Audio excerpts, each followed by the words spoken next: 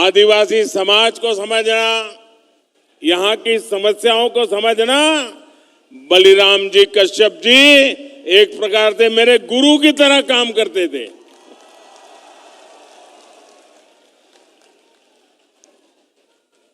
साथियों, मेरा निरंतर प्रयास है कि आपके इस आशीर्वाद को यहां का विकास करके लौटाऊं, दिन रात परिश्रम करके आपकी सेवा करके ये कर्ज मैं चुका सकूं। मेरे परिवारजनों, कांग्रेस ने सिर्फ 5 वर्ष में छत्तीसगढ़ की जो हालत कर दी है, उसे पूरा देश देख रहा है। कांग्रेस के विधायकों और मंत्रियों ने जो कारनामे यहां किए हैं, उससे हर कोई त्रस्त है।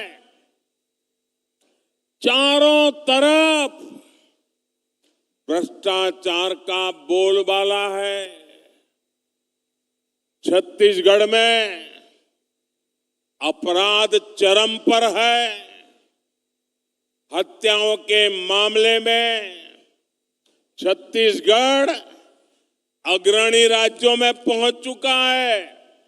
कभी कभी तो लगता है राजस्थान और छत्तीसगढ़ के बीच स्पर्धा चल रही है कि कहां सबसे ज्यादा हत्याएं होती है, कहां सबसे ज्यादा लूट होती है, कहां सबसे ज्यादा महिलाओं पर अत्याचार होते हैं।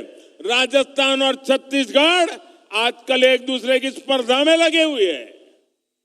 छत्तीसगढ़ में विकास या तो पोस्टर और बैनरों में दिखता है या फिर कांग्रेस के नेताओं की तिजोरी में दिखता है। कांग्रेस ने छत्तीसगढ़ को अगर दिया है तो वो है झूठा प्रचार और घोटालेबाज सरकार। झूठे प्रचार की आड़ में ये लोगों की आंख में धूल झोंकते हैं और आकंठ भ्रष्टाचार करते हैं। इसलिए आज छत्तीसगढ़ के कोने कोने से एक ही आवाज आ रही है। हर कोने से एक ही आवाज आ रही है। छत्तीसगढ़ का हर एक व्यक्ति एक ही बात कह रहा है। छत्तीसगढ़ कह रहा है, आओ नहीं सहिबो, आओ नहीं सहिबो, बदल के रहिबो, बदल के रहिबो, आओ नहीं सहिबो, बदल के रहिबो। मेरे परिवारजनों, ये बस्तर, ये दंडकारण्य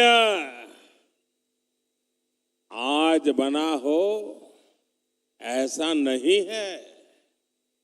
यहां आदिवासी मेरे भाई बहन, मोदी प्रधानमंत्री बना उसके बाद आकर के नहीं बसे हैं। भाजपा की सरकार बनने के बाद ये मेरे आदिवासी भाई बहन नहीं आए। अरे यहां के लोग तो तब भी थे जब प्रभु श्री राम यहां आए थे। मेरे आदिवासी भाई बहन चाहते थे, इसलिए ही अटल जी की सरकार ने अलग छत्तीसगढ़ का निर्माण किया। भाजपा सरकारी थी, अटल जी की सरकार थी, जिसने केंद्र में अलग जनजातीय अलग मंत्रालय बनाया, जनजातीय विकास के लिए अलग बजट बनाया और जनजातीय विकास के लिए पूरी सरकार के अंदर एक विभाग खड़ा कर दिया। और कांग्रेस ने इतने दशकों का क्या किया भाई? कांग्रेस ने बस्तर को भी दशकों तक नजरअंदाज किया। आप लोगों की परवाह ही नहीं की। उनके दो चार ठेकेदारों को संभालते थे और वही आपसे वोट लेकर के उनको दे देते थे, उनकी गाड़ी चल जाती थी, उनको आपकी परवाह ही नहीं थी। ये भाजपा सरकार है, यहां मेडिकल कॉलेज, इंजीनियरिंग कॉलेज बनाए। भाजपा सरकार ने दंतेवाड़ा में एजुकेशन सिटी बनाई और मैं तो उसको देखने गया था। साथियों, मैंने अपने जीवन का बड़ा हिस्सा, ये मेरा सौभाग्य रहा है कि राजनीति में आने से पहले मेरे जीवन के बहुत वर्ष मैंने आदिवासी क्षेत्रों में गुजारा है। मेरा तो आपसे सीधा नाता है, दिल का नाता है।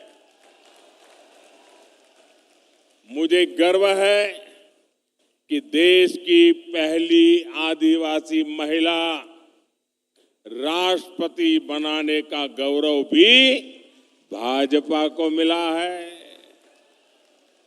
आप जानते हैं, कांग्रेस की तुलना में भाजपा सरकार आदिवासी समाज के लिए 5 गुना ज्यादा बजट देती है। अगर वो 1 रुपया देते थे तो हम 5 रुपया देते हैं, ये 100 रुपया देते थे तो हम 500 रुपया देते हैं। भाजपा सरकार ने ही 15 नवंबर यानी भगवान बिरसा मुंडा के जन्म दिवस को जनजातीय गौरव दिवस घोषित किया। हमारी सरकार आदिवासी सेनानियों और क्रांतिवारों को समर्पित स्वतंत्रता सेनानी म्यूजियम बनवा रही है।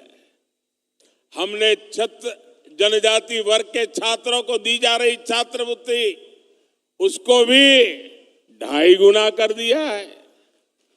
बीते 9 वर्षों में 300 से अधिक एकलव्य मॉडल आवासीय विद्यालय मेरे जनजाति बच्चों के लिए हमने खोले हैं।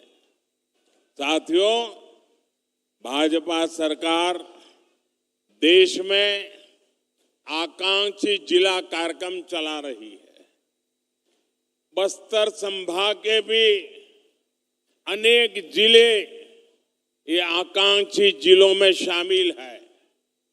अब तो हम उससे भी आगे बढ़कर के जिले से निकल के जाकर के आकांक्षी ब्लॉक्स की पहचान कर रहे हैं। इस अभियान के तहत शिक्षा, स्वास्थ्य और रोजगार से जुड़े बड़े बड़े प्रोजेक्ट यहां शुरू होने वाले हैं। इसके अलावा भी हम छत्तीसगढ़ के उसमें आधुनिक इंफ्रास्ट्रक्चर का निर्माण कर रहे हैं। आज भी यहां 26,000, 27,000 करोड़ रुपए, उसके से भी अधिक प्रोजेक्ट बस्तर को मिले हैं, छत्तीसगढ़ को मिले हैं। मेरे परिवारजनों, आज यहां बहुत बड़े और देश के आधुनिकतम स्टील कारखाने का लोकार्पण हुआ है। आप मुझे बताइए, आपको गर्व हो रहा है कि नहीं हो रहा है? इतना बड़ा स्टील का कारखाना आपको मिला है, आपको गर्व हो रहा है कि नहीं हो रहा है?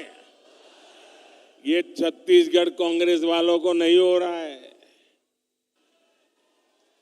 इतना बड़ा कार्यक्रम अभी सरकार का था, छत्तीसगढ़ सरकार का एक भी मंत्री भी नहीं आया, मुख्यमंत्री भी नहीं, उप मुख्यमंत्री भी नहीं। आप कहिए भैया, आपकी भलाई के काम में ये सरकार ने आना चाहिए कि नहीं आना चाहिए? आना चाहिए कि नहीं आना चाहिए?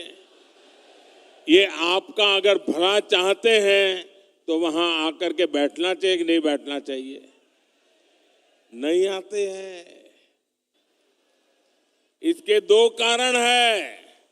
एक, उनको सरकार जाने की इतनी चिंता है कि उनके पास यहां आने के लिए समय ही नहीं है, सरकार बचाने में लगे हैं। और दूसरा कारण है, ये मोदी है। अगर मोदी के सामने जाना है तो कोई आकंठ भ्रष्टाचारी मोदी से आंख नहीं मिला सकता है। और इसलिए वो आने से डरते हैं, भाग जाते हैं। मेरे साथियों,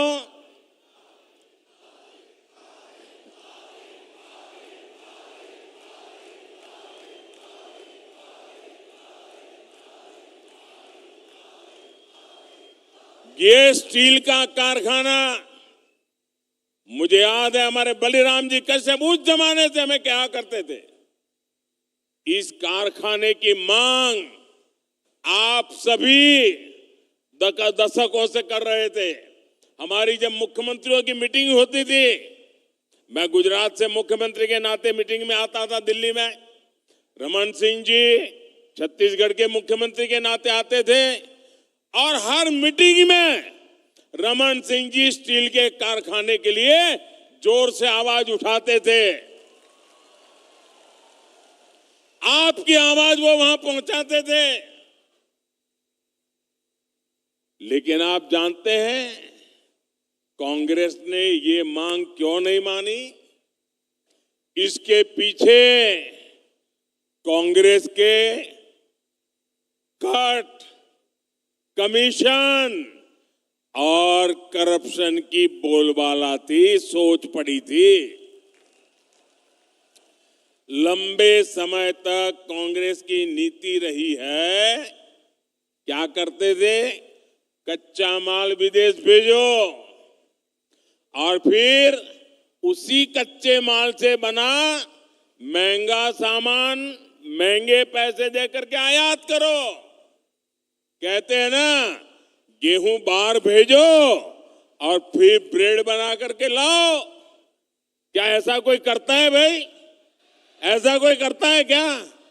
आप मुझे बताइए, आप जो घर में चावल खाते हैं तो क्या ऐसा कोई करता है कि पहले उसका धान विदेश भेजा जाता है, फिर वो धान विदेश में धुला जाता है, फिर वो धान विदेश में साफ किया जाता है, फिर धान को वहीं विदेश में भी पकाया जाता है और फिर वो पका पकाया चावल आपको खाने के लिए मिल जाता है? ऐसा कभी होता है क्या? आप अपना धान, अपना चावल खुद ही करते कि नहीं करते हैं? आप धान भी यही उगाते हैं, उसे साफ भी यही करते हैं, यही पकाते हैं और यही अपने घर में खाते भी हैं। लेकिन कांग्रेस को ये करने में कट की कट हो जाती है, कमीशन नहीं मिलता है। इसलिए क्या किया उन्होंने? ये हमारे इलाके में जो आयरन ओर है ना, ये दुनिया का उत्तम से उत्तम आयरन ओर है, दुनिया का। ये हमारे बस्तर में है। लेकिन ये क्या करते थे? आयरन ओर में से स्टील यहां बनाने के बजाय, जिसका कोई हिसाब किताब न हो, कितना माल निकाला पता न चले, जितना उठा सकते उठाओ, विदेश भेज दो और बीच में मलाई खा लो। कोई भी सरकार होती तो उसकी प्राथमिकता होती कि यहां बस्तर में ही स्टील का कारखाना लगाए। लेकिन कांग्रेस ने यहां से कच्चा माल निकाला और फिर कच्चा माल ही विदेश भेज दिया। इसमें कांग्रेस के नेताओं ने कमाया, यहां के नौजवानों को कुछ नहीं मिला।